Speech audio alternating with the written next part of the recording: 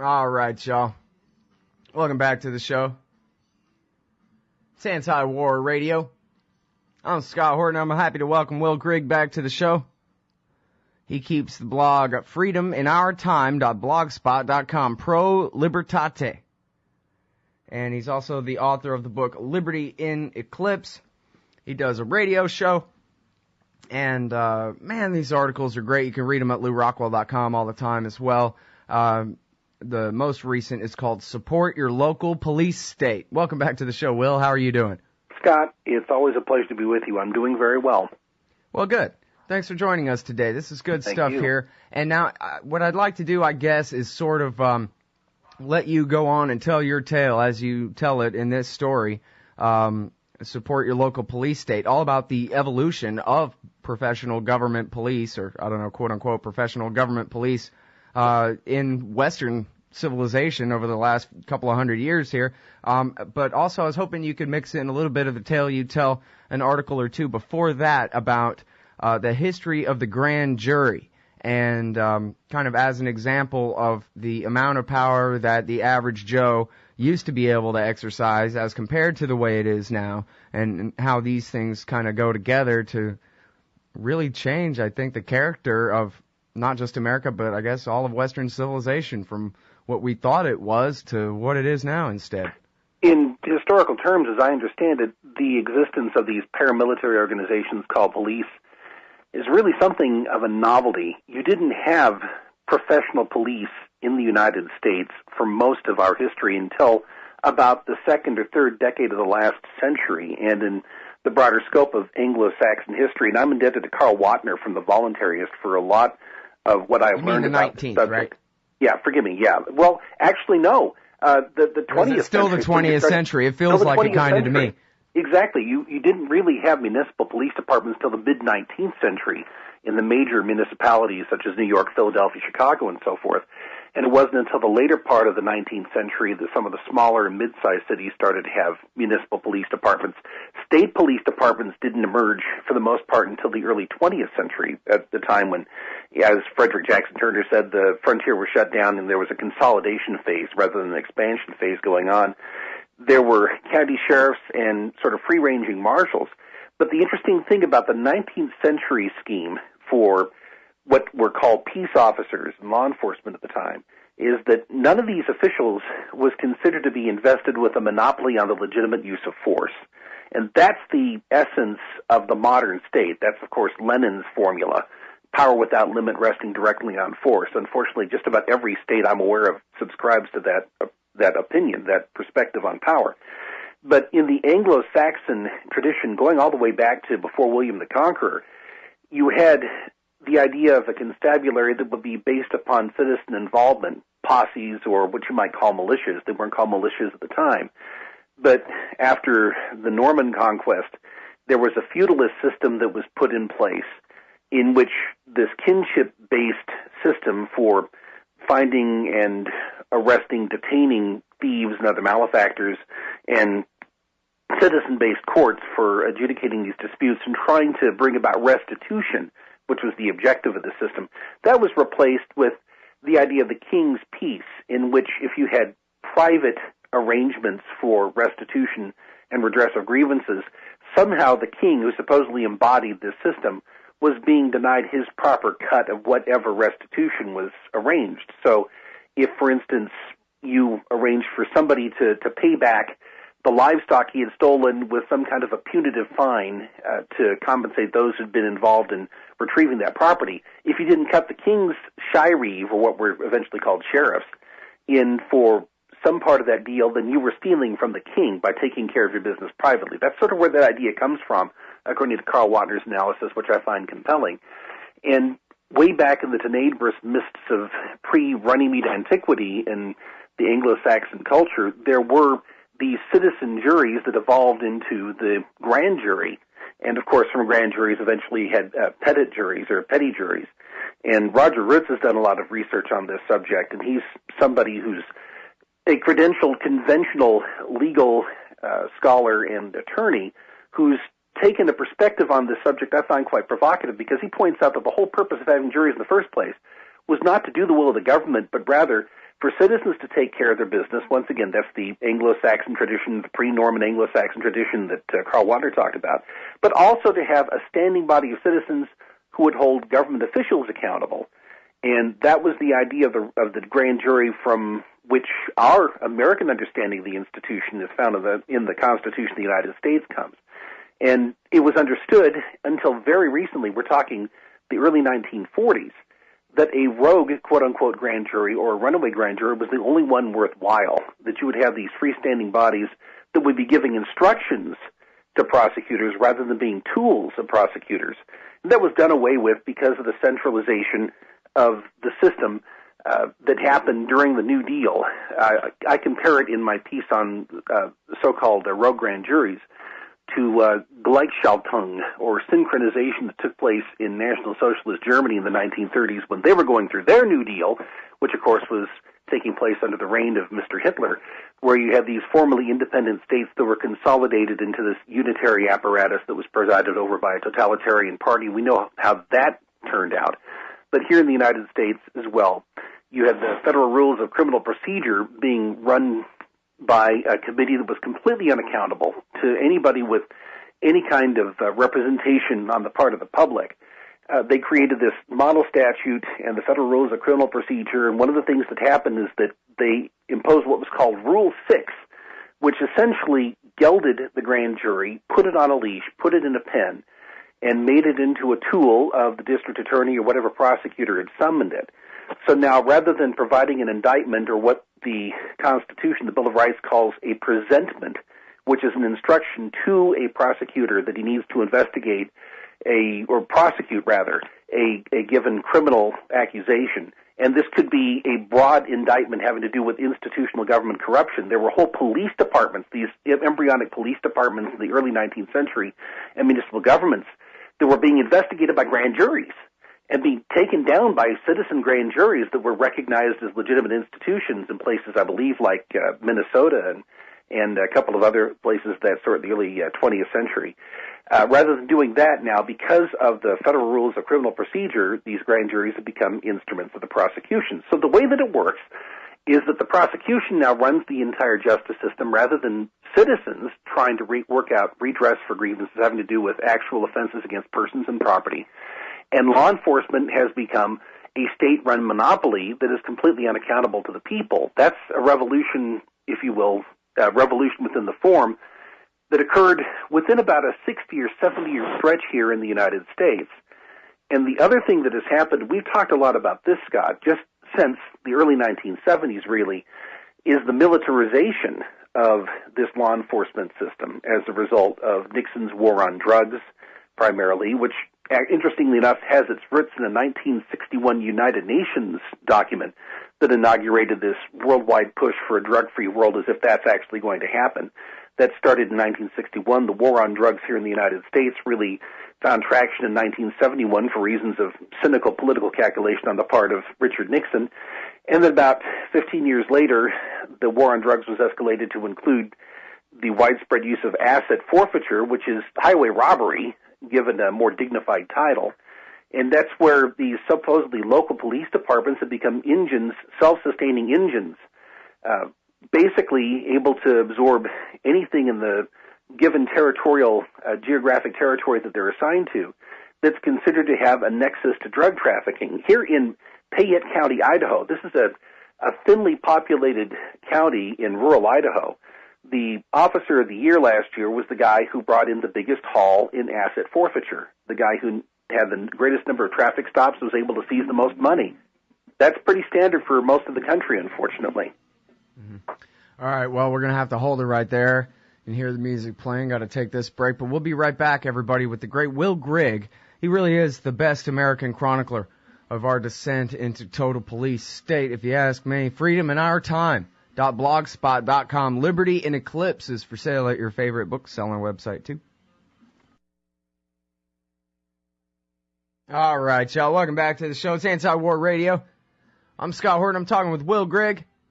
He keeps the blog Pro Libertate at freedominourtime.blogspot.com. And we're talking about the rise of the history of the government police forces in this country and the difference really between our birthright and what we got, and that is, as you said, as Bill on King of the Hill said, I've served on a jury 3 times, and I did my duty all 3 times. Conviction.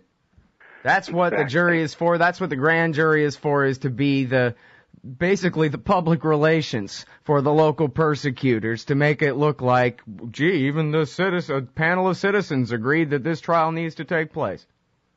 Yeah, that's unfortunately the perception that most people have of what the duty of a jury is. The duty of the jury is to make the state prove its case, under the current premise anyway. Originally, the duty of the jury was just to find out if somebody was guilty of some kind of an offense against person and property, and that wasn't purely stated a government function. It's been captured. That's how Roger Ritz puts it. The grand jury and the jury system in general has been captured by the government. And the same thing has happened, really, with the function of providing security. We used to have peace officers, and long before we had police or sheriffs in the modern conception, or a constabulary in the modern perception, we had peace officers. And peace officers in 18th century England were unarmed and unsalaried. They were night watchmen. They were the equivalent of the much derided mall cops, whom I, for the most part, consider to be several steps up the social ladder from the armed enforcers of the state, because mall cops are actually trying to protect commerce. They're actually looking out after person and property. Paul Blart is a far more admirable model, I think, of what a security officer should be than your typical police officer, because he's actually protecting people who are engaging in commerce. That's not the role of the police. There are probably a half dozen or more significant Supreme Court precedents which state explicitly that the police do not have an enforceable responsibility, either legal or civil, to come to the aid of an individual suffering some kind of aggressive violence. That's not their job function. Their job description is to uphold the government's order. They are law enforcers. They're not peace officers. They're not there to interpose on behalf of the innocent who are being preyed upon by people who are acting with aggressive intent. In frontier America, when you had sheriffs, for the most part, in places like Idaho in its territorial phase and early statehood phase, they had to rely on citizen posses to go out and round up people who were accused of crimes. And unfortunately, you had sheriffs like I mentioned here in Ada County, David Updike, and the notorious Henry Plummer, who fled from Lewiston over to Bannock in Montana, who were running what we would now call highway robbery rings. They were called road agents. They were highway robbers and horse thieves. And they were exercising the supposed authority of the sheriff while they were doing this. And so what happened is that the citizens got together. William McConnell, a future governor of Idaho who lived in Payette County, put together a committee of vigilance and went out and arrested the sheriff. And they let him go, and Updike reverted to his ways a year later, and William McConnell and his posse tracked him down and put him on trial and then hanged him. And that's the sort of thing that represents an extreme version, admittedly, of what should be a more liberty-friendly approach, an agorist approach, if you will, to providing security, where you do not have a government monopoly on the supposed legitimate use of force. That didn't exist, once again, until we had the militarization and professionalization of law enforcement in this country. In mid-18th century England, it was a matter of some controversy that there were proposals being made for the creation of a professional police force. And they imported this from their imperial outpost in Ireland. Robert Peel had been the military governor of Ireland in the late 1790s. He had a bright idea. Why don't we take this paramilitary occupation force that we've been field testing in Ireland and import it to England for the purpose of social order? The conservatives in Parliament went ballistic over this because they understood that that was a break with their Anglo-Saxon tradition and a dreadful innovation. A couple of decades later, after the Patriot Act, or the equivalent of the Patriot Act, went into place in occupied Ireland, habeas corpus was suspended, and collective punishment became a policy. They brought up this cadre of specially trained paramilitary police, and they were used as the model in 1829 when Peel, as Home Secretary now of England, decided that England needed its own police force. And once again, the pushback came from the traditionalists in England, including a wonderful parliamentarian by the name of William Cobbett, who spent time in jail for violating criminal sedition laws by criticizing government corruption. he pointed out that the blue locusts, as he referred to the Metropolitan Police, were just like the redcoats. The biggest difference was that the redcoats were used for prosecuting war abroad, and the blue locusts were used for prosecuting war at home in England. And that, unfortunately, was the model that was imported in 1844, 1845 by the NYPD, and then it began to proliferate from there. And there were people in England, once again, who were unassailably conservative, whether you're talking about Edmund Burke in the 1750s or William Cobbett in the early 19th century, who understood that once the government assumes this monopoly power and has this armed auxiliary in domestic affairs, that things will only get worse from there. Okay, but here's the thing, Will. Long time ago, horse and buggy, and a lot more people now, and, red herring and straw man and those kinds of things. And then also we need, at the end, to have time to get to where we are now with this thing, as portrayed on your blog, the crackdowns on these Occupy Wall Street protests, etc. Yeah. But first of all, I mean, really, it sounds like I'm kind of making fun of people, but I mean, it's pretty easy to imagine that the average reaction to the kind of thing you're saying, you're kind of proposing here, that the people ought to really have a check and a balance from the bottom up by way of prosecutorial power. Real checks and balances means chaos and anarchy and sadness and pain and probably things on fire and who knows what might happen if human sacrifice, there were really checks and balances. Together. Yeah. All the Ghostbusters scenario worked out here, where we suddenly have the Stay Puft Marshmallow Men trampling down things in the street. Look, chaos and anarchy, as you well know, aren't the same thing. Anarchy means that you don't have a ruler, but you don't, under an anarchic system, have an absence of the rule of law.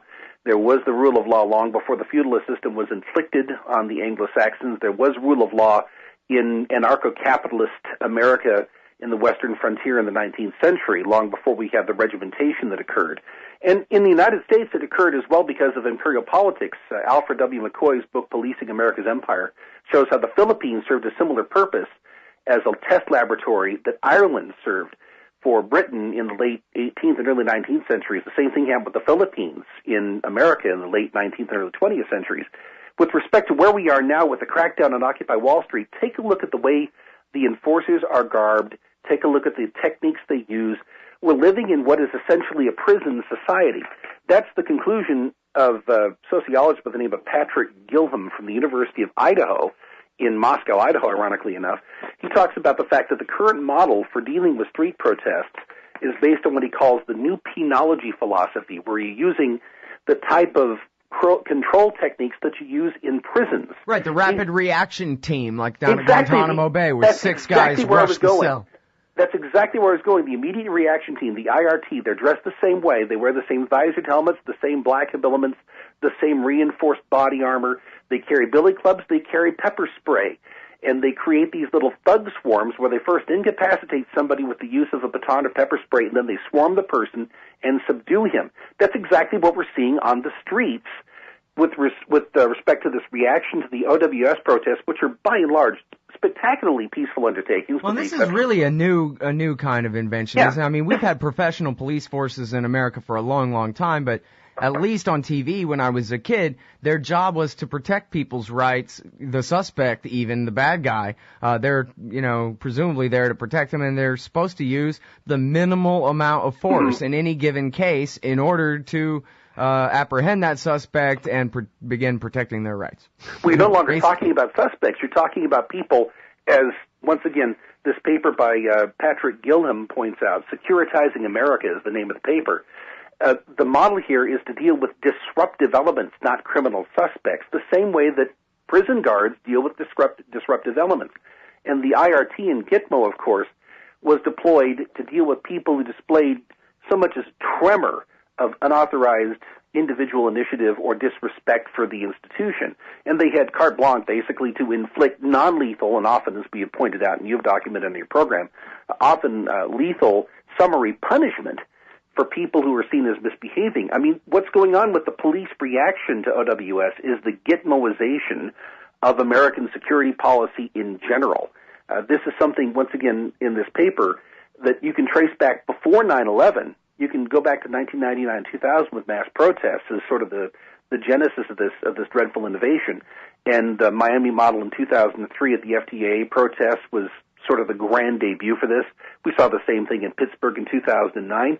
And now it's just becoming the standard model for dealing with any kind of public demonstration, where you have summary attack with chemical agents or with batons or less quote-unquote lethal rounds, such as rubber and wooden bullets and beanbag rounds that can be perfectly lethal, of course, not because people are posing a threat to person or property, not because they're suspected of actually creating crimes, but to enforce order.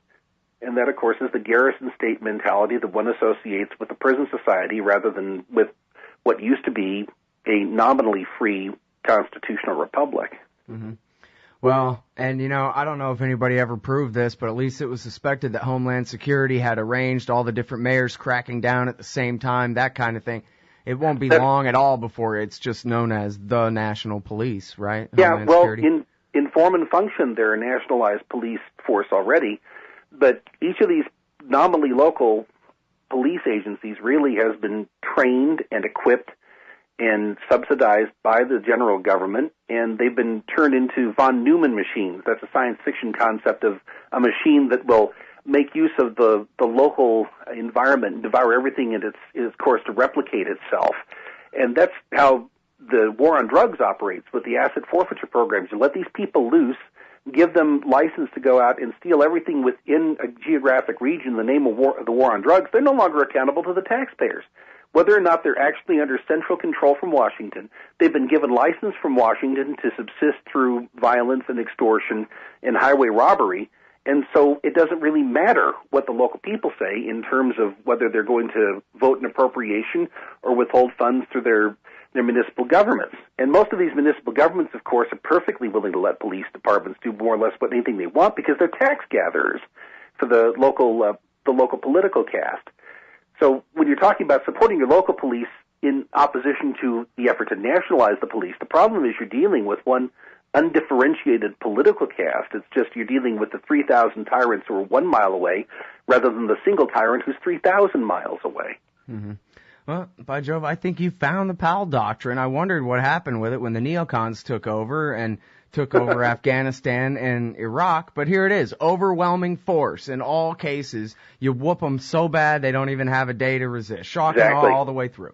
Yep, that's from a 2001 essay in Police Chief magazine by a fellow named Leach, appropriately enough, who had been a SWAT commander in Chicago way back in 1991. And he was training his SWAT team to deal with potential terrorist reprisals from the first Iraq War. The idea that there would be these Iraqi agents of influence that would be attacking shopping malls and so forth. Basically, he's talking about the Golden Globus vision of counterterrorism from the terrible Chuck Norris films of the 1980s. But he ended up migrating to northern Idaho and teaching SWAT team tactics in my fair gem state here, which is why I took particular offense over the idea that you would have as the operative doctrine of police departments in this country the Powell Doctrine, which is the military doctrine of overwhelming force and the conspicuous presence of people who are equipped to carry out overwhelming force by way of deterring people from resisting. They're not talking about protecting life, liberty, and property, but they're talking about intimidating the rest of us into silence. Yep. All right, well, we're already way over time. I thank you very much for your time, Will, as always. Thank you, Scott. It's always a pleasure. Everybody, that's the great William Norman Grigg. His blog is called Pro Libertate at freedominourtime.blogspot.com. The latest piece probably has run out Lou Rockwell, I'm just guessing, or already did. Support your local police state. Great stuff. We'll be right back after this.